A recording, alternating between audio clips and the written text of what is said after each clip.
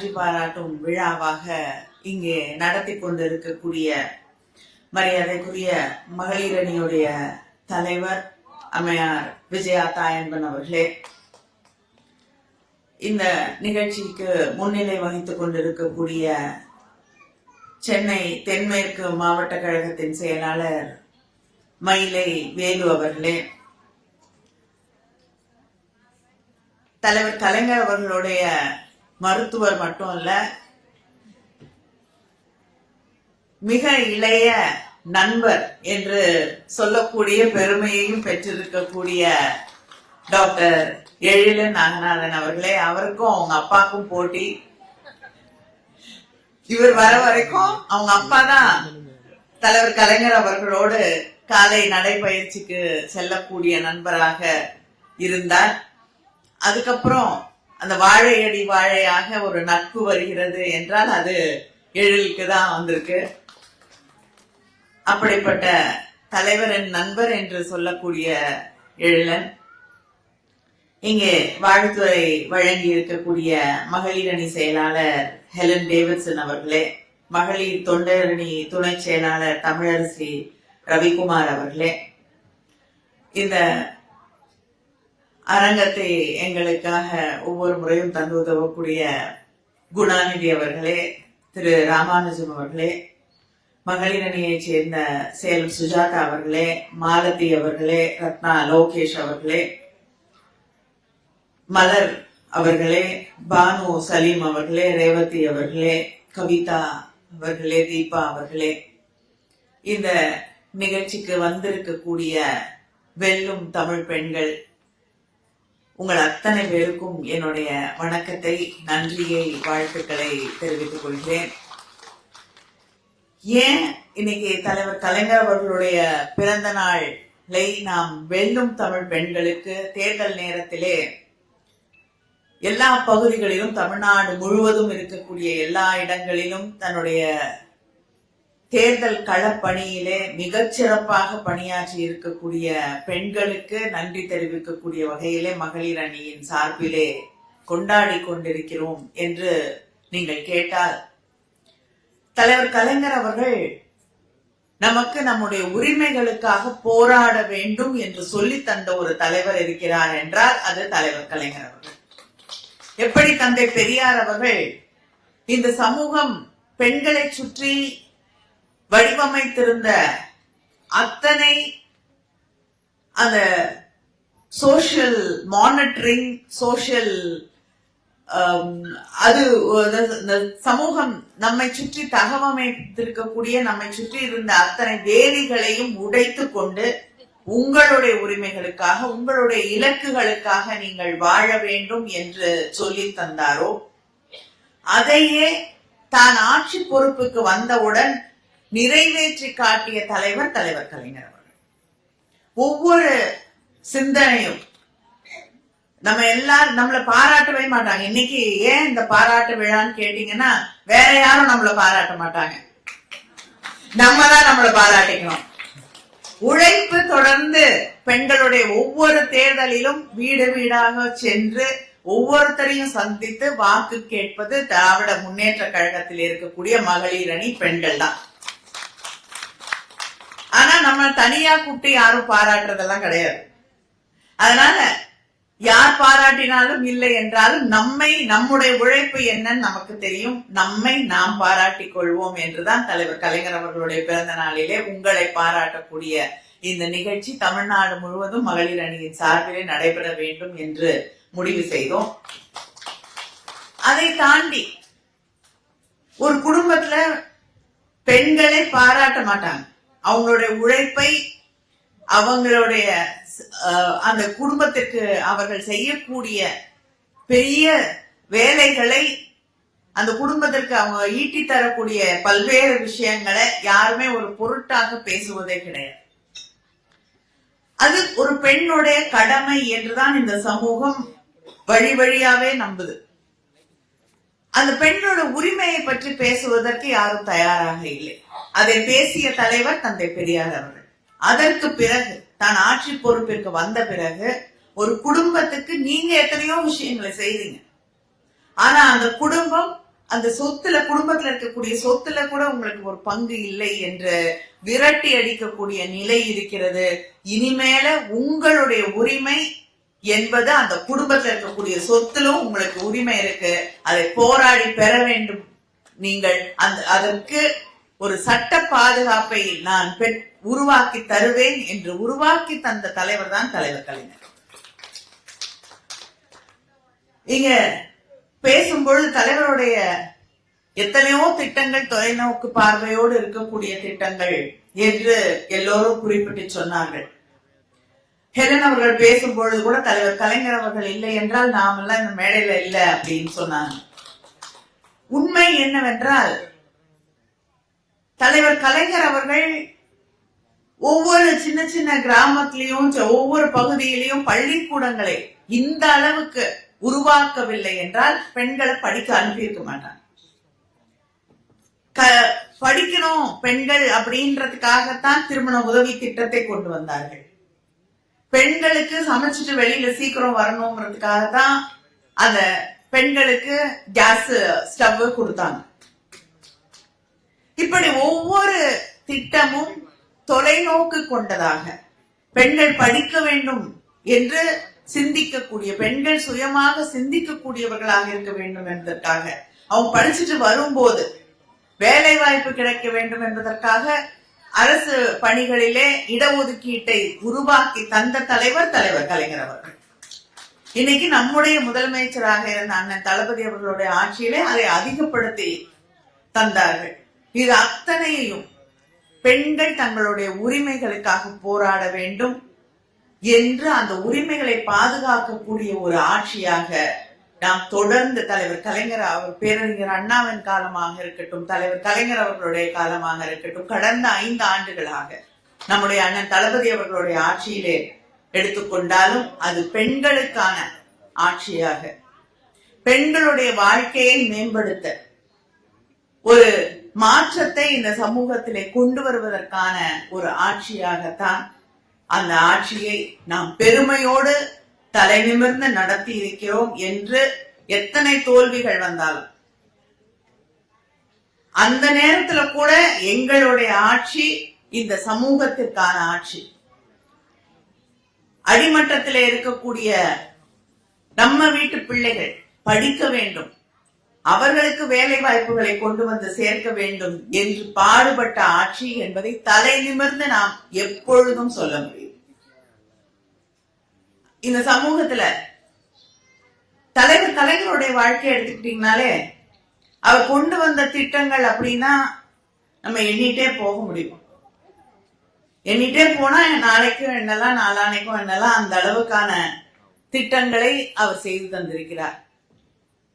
அவர் யாரையுமே இந்த சமூகத்துல விட்டு விடாமல் எல்லாரையும் அரவணைத்து அவர்களுக்கான, நாம் சிந்திக்காத, யாரை பத்தி எல்லாம் இந்த சமூகம் சிந்திக்காதோ, மாற்றுத்திறனாளிகளாக இருக்கட்டும், திருநங்கைகளாக இருக்கட்டும், ஏன் தொழுநோயால் பாதிக்கப்பட்டவர்களாக இருக்கட்டும், அவர்களுக்கெல்லாம் இந்த சமூகத்திலே இந்த சமூகம் ஒதுக்கி வைத்திருக்கக்கூடிய பிச்சைக்காரர்கள் என்று யாரை பத்தி கவலைப்படாம இந்த சமூகம் இருந்ததோ அவர்களுக்காக இருக்கட்டும், அத்தனை பேருக்கும் இந்த சமூகத்திலே அவர்களை உள்ளடக்கிய ஒரு ஆட்சியை உருவாக்க வேண்டும், அவர்களுக்கான திட்டங்களை செய்து தர வேண்டும் என்று சிந்தித்த ஒரு தலைவர் தான் தலைவர் கலைஞர் அவர்கள். ஆனா தலைவர் கலைஞர் அவர்களை பற்றி பாராட்டுகள் அதிகமா விமர்சனங்கள் அதிகமா அப்படின்னு பார்த்தோம்னா விமர்சனங்கள் தான் அதிகம். அடிக்கடி நான் ரீல்ஸ் பார்க்க எல்லாரும் அதை பார்த்துட்டு இருக்கோம்ல, அதுல அடிக்கடி என்னோட ஃபீட்ல வரக்கூடிய ஒன்று, ஒரு தொலைக்காட்சி நிகழ்ச்சி, நீயா நானான்னு நினைக்கிறேன், ஒரு இளைஞர் சொல்லுவார், தலைவர் கலைஞர் அவர்கள் ஒரு பத்திரிகைக்கு பேட்டி கொடுக்கும் போது சொல்லியிருக்காரு, இந்த மாதிரி நாம் யாருக்கெல்லாம் நல்லது செய்யறோமோ அவங்க, அந்த சமூகமும் அவர்களும் நமக்கு நன்றியோடு இருப்பார்கள் என்று நாம் எதிர்பார்க்க கூடாது.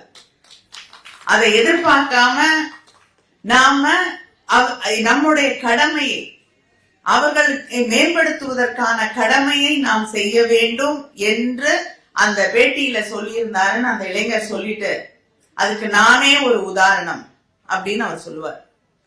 எப்படி அப்படின்னு கேட்கும் பொழுது, நான் ஒரு முற்பட்ட சமூகத்தை சேர்ந்த ஒரு இளைஞர். அவர் முதல் தலைமுறை பட்டதாரிகளுக்கு ஸ்காலர்ஷிப் அப்படின்னு கொண்டு வந்த போது, எங்க குடும்பத்துல, நாங்க உயர்ந்த ஜாதி என்று சொல்லப்பட்ட ஒரு குடும்பத்துல பிறந்தவங்க, அந்த குடும்பத்துல எல்லாரும் என்ன சுத்தி இருந்தவங்க எல்லாம் உனக்கெல்லாம் கிடைக்காது, ஏன்னா நான் முதல் தலைமுறை பட்டதாரி, ஆனா உனக்கெல்லாம் கிடைக்காது, உங்களுக்கெல்லாம் நமக்கெல்லாம் கொடுக்க மாட்டார் அவரு அப்படின்னு சொன்னாங்க. ஆனா நான் அந்த ஸ்காலர்ஷிப்புக்கு எழுதி போட்டேன், எனக்கு கிடைச்சது. நான் படிச்சு முடிச்சேன். என் சொந்தக்காரங்க கூட எனக்கு கொடுத்தது இல்லை. அந்த காலத்துல எனக்கு 80,000 ரூபாய்க்கு மேல நான் படிச்சு முடிக்கிற வரைக்கும் அவர் எனக்கு நிதி கொடுத்தார். ஆனால் என்னுடைய சுற்றத்தார், என்னுடைய குடும்பத்தில் இருக்கக்கூடியவர்கள் அதை பற்றி ஒரு நாள் கூட நன்றியோடு பேசியதில்லை. யாருமே எனக்கு அதை கொடுத்ததில்லை. என்னை சுத்தி இருக்கக்கூடிய அத்தனை பேருமே யாரும் அதை கொடுத்திருக்க மாட்டாங்க. அவர் கொடுத்தார், ஆனால் அதை பற்றி யாரும் பேசியதில்லை. அவர் இறந்த போது கூட ஒரு காழ்ப்புணர்ச்சியோடு தான் அவரை பற்றி பேசினார்களே தவிர, எங்க குடும்பத்துல ஒரு பையனுக்கு ஒரு நல்ல எதிர்காலத்தை உருவாக்கி தந்தார் என்ற அந்த நன்றி உணர்வோடு யாரும் பேசவில்லை. அவர் எதை சொன்னாரோ அதுதான் உண்மையானது. இந்த சமூகத்துல நான் எதையும் எதிர்பார்க்காம இந்த மக்களுக்காக உழைப்பேன் என்று ஒரு தலைவன் வாழ்ந்தான் என்றால் அது தலைவர் கலைஞர் அவர்கள் தான். ஏழன் பேசும்பொழுது சொன்னார், ஆட்சி பொறுப்பு போன பிறகு சாயந்தரம் உட்கார்ந்துட்டு சாப்பாடு, பிடிச்ச சாப்பாடு சாப்பிட்டுட்டு இருப்பாருன்னு. எனக்கே தலைவர்கிட்ட பெரிய ஆச்சரியம் அதுதான். இப்ப நமக்கு தேர்தல் முடிவுகள் ஒரு 4-5 மணி நேரத்துல என்னன்னு தெரிஞ்சிருது. முன்னாடி எல்லாம் ஓட்டு எண்ணணும், இந்த மாதிரி இல்ல இல்லையா, பேலட் பாக்ஸ்ல ஓட்டு எண்ணணும். அப்ப எண்ணி முடிக்கும் பொழுது சில நேரம் காலையில ஆரம்பிச்சு மாலை இல்லைன்னா அடுத்த நாள் வரை ஆயிடும். ஆனா ஒரு நேரத்துக்கு அப்புறம் நம்ம அந்த தேர்தலின் போக்கு என்னவாக இருக்கு அப்படின்றது ஒரு அளவுக்கு புரிந்து விடும். கொஞ்ச நேரம் பார்த்துட்டு இருப்பாங்க, செய்திகளை எல்லாம் கேட்டுக்கொண்டிருப்பார். அதற்கு பிறகு தலைவர் இருக்கக்கூடிய இடத்துல சுத்தி தன்னுடைய இயக்கத்தை சார்ந்த தோழர்களோடு தான் அவர்கள் அமர்ந்திருப்பார்கள். கொஞ்ச நேரம் ஆனோன்னா அந்த போக்கு நமக்கு சாதகமானதாக இல்லை என்று தெரிந்த பிறகு தன்னை சுற்றி இருக்கக்கூடியவர்களை மகிழ்ச்சியாக வைத்துக் கொள்ள வேண்டும். அவங்க யாரும் சோகத்துல இறங்கிடக்கூடாது, அவங்க யாரும் வருத்தத்துக்குள்ள போயிடக்கூடாதுங்கிறதுக்காக அந்த இடத்தையே கலகலப்பாக மாற்றிய தலைவர் தான் தலைவர் கலைஞர். இப்படி வெற்றியையும் ஒரு கொண்டாட்டமாக, தோல்வியையும் ஒரு கொண்டாட்டமாக மாற்றிய தலைவன் தான் தலைவர் கலைஞர். என்கிட்ட ஒரு தந்தையாக எந்த நேரத்தில் நீங்க கேட்டாலும் அவர்கிட்ட நீ கத்துக்கிட்ட பெரிய பாடம் எதுன்னா இதுதான் நான் அவரிடம் கற்றுக்கொண்ட மிகப்பெரிய பாடம். எது வந்தாலும் நம்மால் அதை தாண்ட முடியும், கொள்கை உறுதியோடு நின்றோம் என்றால் அதை வெற்றி பெற்று காட்ட முடியும் என்பதைத்தான் அவர் எனக்கும் இங்க இருக்கக்கூடிய உங்களுக்கும் மேடையில இருக்கக்கூடிய அத்தனை பேருக்கும் எந்த நேரத்திலையும் எந்த தோல்வி வந்தாலும் எந்த ஒரு இக்கட்டு வந்தாலும் அந்த கொள்கையை விட்டு விடாமல் அதை எதிர்த்து நின்று போராட வேண்டும் என்று நமக்கு அவர் தன்னுடைய வாழ்நாள் செய்தியாக அதை நமக்கு சொல்லி தந்திருக்கிறார். அப்படிப்பட்ட தலைவர் கலைஞர் அவர்களுடைய பிறந்த நாளை நாம் இங்கே கொண்டாடி கொண்டிருக்கிறோம். தமிழ்நாட்டுல எந்த ஆட்சி மாற்றம் வந்தாலும் எல்லாரும் ஆட்சி மாற்றம் வந்திருக்கு அப்படின்னாங்க. எனக்கு ஆட்சி மாற்றத்தை பற்றி எல்லாம் கவலை இல்லை. ஆனா ஒரே ஒரு விஷயம்தான் எனக்கு புரியாமல் இருக்கிறது. ஒரு ஆட்சி பொறுப்பேற்றுக் கொள்கிறது என்று சொல்லுவார்கள். ஆனா இந்த ஆட்சி பொறுப்பேற்றுக் கொண்டிருக்கிறதா என்றால் எனக்கு தெரியவில்லை. ஆட்சிக்கு வந்திருக்காங்க. ஆனா சில நேரங்கள்ல நம்ம ஒரு ஹோட்டலுக்கு போனோம்னா, இல்லைன்னா ஏதாவது ஒரு இடத்துக்கு பொது இடத்துக்கு போனோம்னா ஒரு போர்டு வச்சிருப்பாங்க, நீங்க கொண்டு வர பொருளுக்கோ உங்களுக்கோ நிர்வாக பொறுப்பு இல்லை அப்படின்வாங்க. கிட்டத்தட்ட நிலைமை உங்களுக்கோ உங்கள் உடைமைகளுக்கோ இல்லைன்னா உங்க பாதுகாப்புக்கோ எங்களுடைய ஆட்சி பொறுப்பில்லை என்று சொல்லக்கூடிய ஒரு நிலையை நாம் பார்த்து கொண்டிருக்கிறோம். அதனால எனக்கு இருக்கக்கூடிய ஒரே ஒரு இதுதான், ஒரு ஆட்சி பொறுப்பேற்றுக் கொள்ள வேண்டும். இப்ப ஆட்சிக்கு வந்திருக்கக்கூடியவர்களிடம் நான் கேட்டுக்கொள்வது, நீங்கள் பொறுப்பேற்றுக் கொள்ள வேண்டும். இத்தனை நாளா இவங்க ஆட்சிக்கு வந்ததுல இருந்து நூற்றுக்கணக்கான கொலைகள், பாலியல் வன்முறைகள், குழந்தைகளுக்கு எதிரான வன்முறைகள் என்று ஒவ்வொரு நாளும் நம் கண் முன்னால் நடந்து கொண்டிருக்கிறது. ஆனால் இதற்கெல்லாம் பொறுப்பு ஆட்சியிலிருந்து நாங்க வெளியில வந்துட்டோம். ஆனா திரும்ப திரும்ப திரும்ப ஒரு தேர்தல் மனநிலையிலிருந்து வெளிவராமல் திராவிட முன்னேற்ற கழகத்தையே திரும்ப திரும்ப திரும்ப குறை சொல்லிக் கொண்டு நீங்கள் இன்று பொறுப்பேற்று இருக்கக்கூடிய நிலையிலே இருக்கிறீர்கள் என்பதை மறந்துவிட்டு பேசும் பொழுதுதான் உங்களை நம்பி வாக்களித்த மக்களுக்கு நீங்கள் நியாயம் செய்யவில்லை என்பதை புரிந்து கொள்ள வேண்டும். காரணங்களை யார் மேல காரணம் சொல்லலாம், யார் மேல நாம் செய்ய தவறிய விஷயங்களுக்கெல்லாம் யாரு மேல பொறுப்பை மாத்தலாம் அப்படின்னு தேடிட்டே இருந்தா அது ரொம்ப சுலபமான வேலை. சொல்லிக்கிட்டே இருக்கலாம். இன்னைக்கு இத்தனை பேர் படிச்சுட்டு வந்திருக்கீங்க. எழிலன் போன்றவர்கள் எல்லாம் மருத்துவர்களாக இருக்காங்க. இங்க எத்தனையோ பேரு பட்டதாரிகள் இருக்காங்க. நாம் நினைத்திருந்தால் கூட சொல்லலாம், 3000 வருஷமா எங்களை படிக்க விடல, எங்களை பள்ளிக்கூடத்துக்கு விடல, இந்த பெண்களை எல்லாம் வீட்டை விட்டு வெளியில அனுப்பல, அதனால நாங்க இதே நிலைமையில இருக்கோம், கஷ்டப்படுறோம் அப்படின்னு சொல்லிக்கிட்டே இருக்கலாம்.